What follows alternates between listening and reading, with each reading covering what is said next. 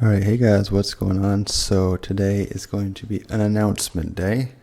So far I've been talking about general relativity, going to be continuing with that playlist. I've been talking about various different types of advanced areas in physics like quantum field theory. I've been talking about stochastic fields, and I'm building upon those playlists.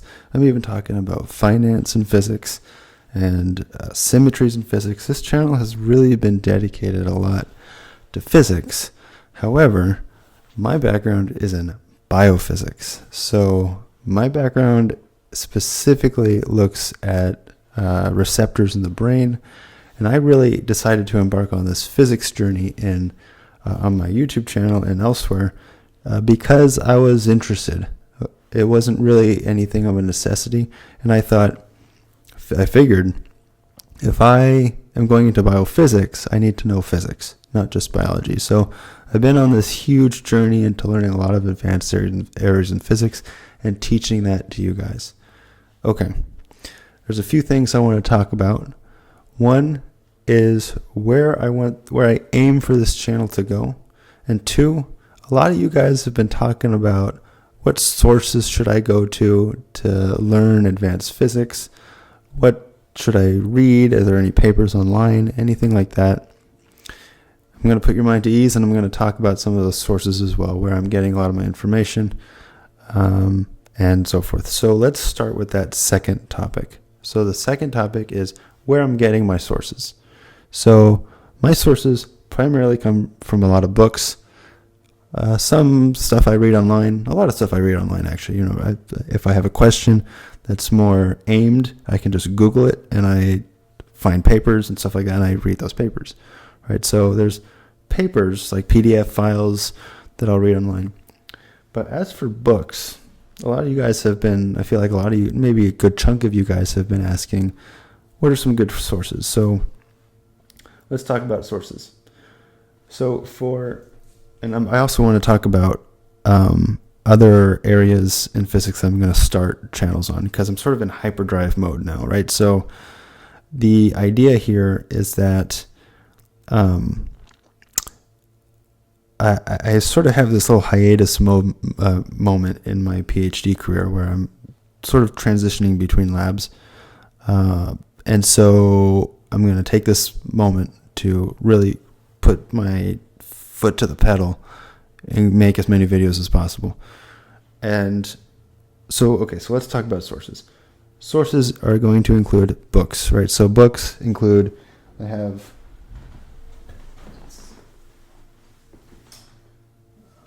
did I put my books? Oh, right here.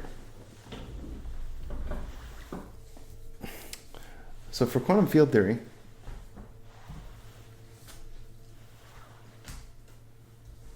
I love this book. This is the book that most everyone goes to. An Introduction to Quantum Field Theory by Peskin and Schroeder. Right? So I've gone through this book. Very, very good book. I really like it. There's another book that I really like, and that book is, I'll get that.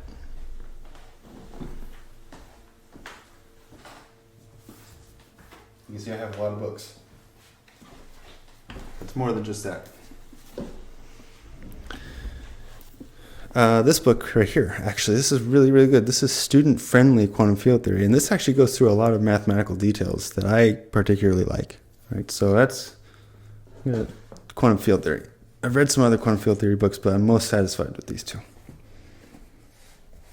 And actually, before I move on, here we go.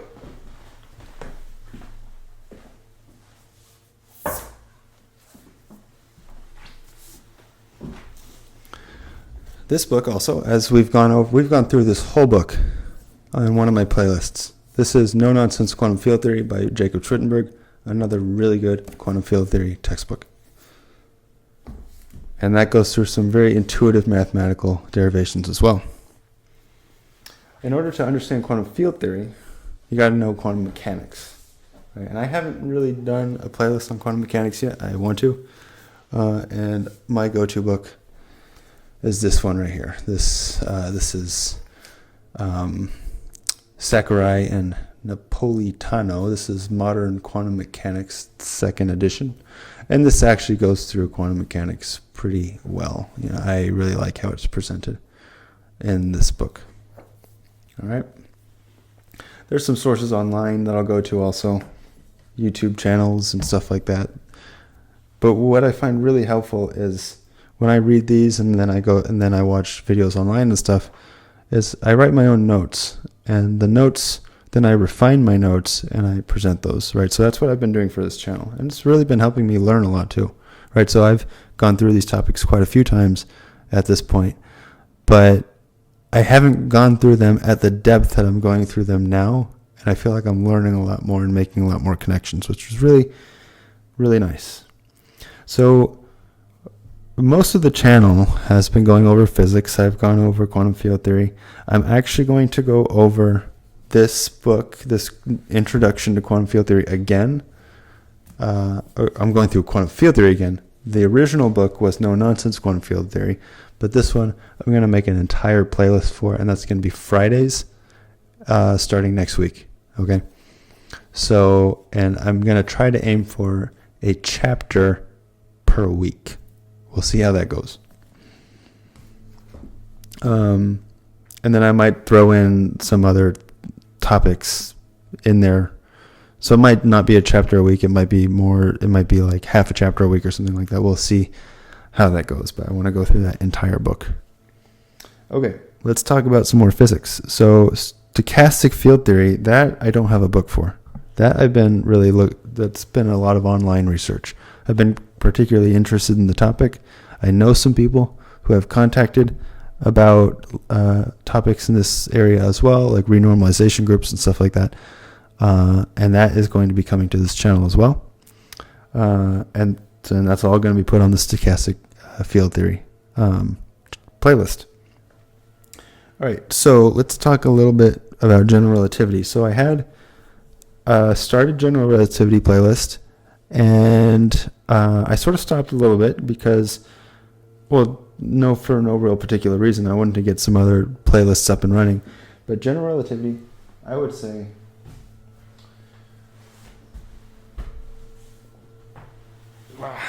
this beast of burden, as the Rolling Stones would call it. Not burden, this is a beast of great, magnificent loveliness. I can't be more sarcastic. I'm actually not being sarcastic. I actually like this book. It's a thick-ass book, but Gravitation by Meissner, Thorne, and Wheeler, very canonical, very good textbook on general relativity. Yeah, I will not say more about this. I think you know a lot about this book if you're into physics. Very, very good, very thick. It'll take you a while to get through, but it's worth it. Okay. What I haven't been doing on this channel is life sciences. And this is going to be a good transition into life sciences because I want to talk about another textbook that I've gone through that I haven't really presented on, but I want to. And this book is probably even heavier than the last one. Good God. This is Modern Classical Physics. Modern Classical Physics.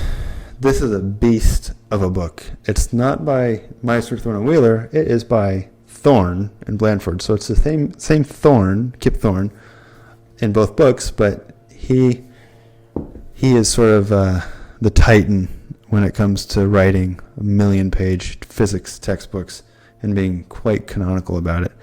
This is, I want to go through this. The way I've thought about going through this book is doing like a chapter, dedicating like a playlist per chapter, because each chapter is like a whole field in and of itself. So I feel like if you go through the chapters, you have like statistical fields is one of them.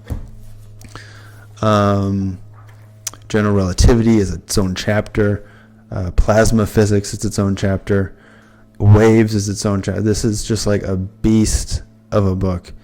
However, I really like it. I've gone through a lot of it. I don't think I've gone through every single page, but I've gone through a large chunk of it.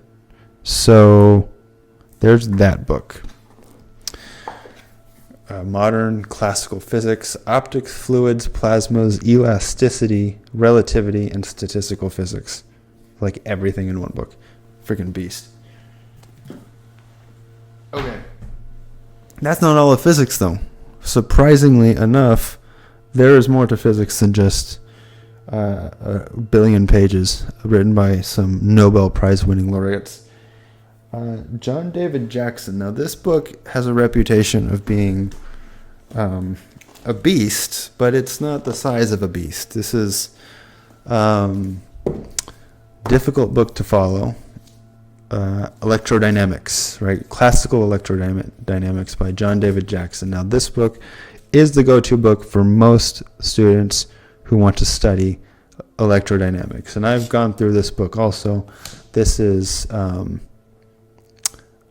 something I want to do, right? So I want to make a playlist on this, and I'm going to. I've been making stuff already for this. I just don't know when I want to start releasing. So there's that book. So that's electrodynamics. Now, here's the fun part. I am very ambitious of a person. And with this ambition comes a lot of work. But I'm not unwilling to do this work. Now, because I have a background in classical or in biophysics, we got to do some biology. We just gotta. And to do that,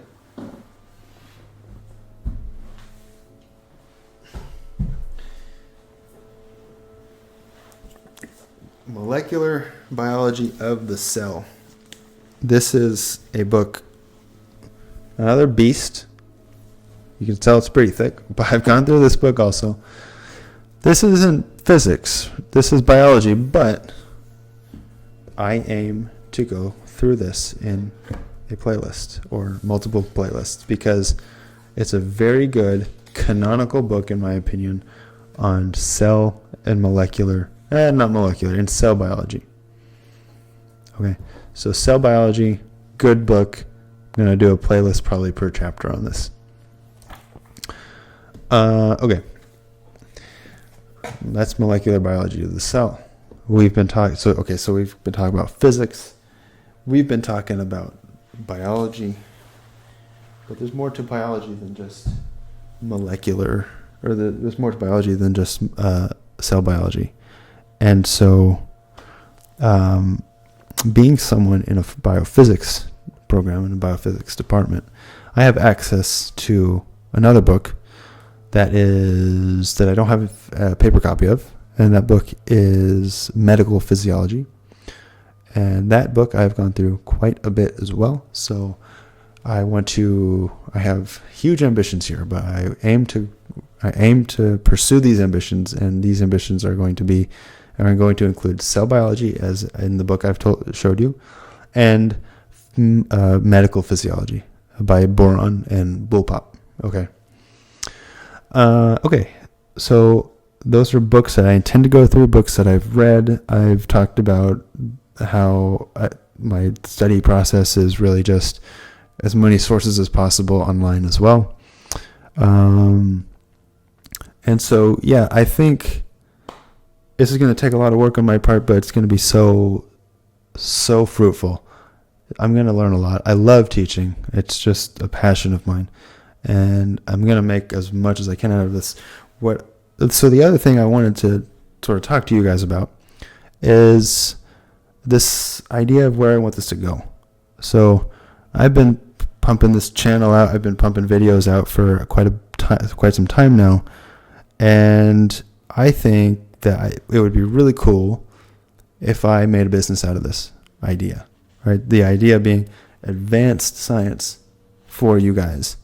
And the reason I stress advanced science because typically you see cell biology 101, you see molecular biology 101, you see genetics 101, you see physics 101, all these 101 courses, and then you get into maybe 201, 301 courses as well. Physical chemistry, physical chemistry is another one I want to go through. This book,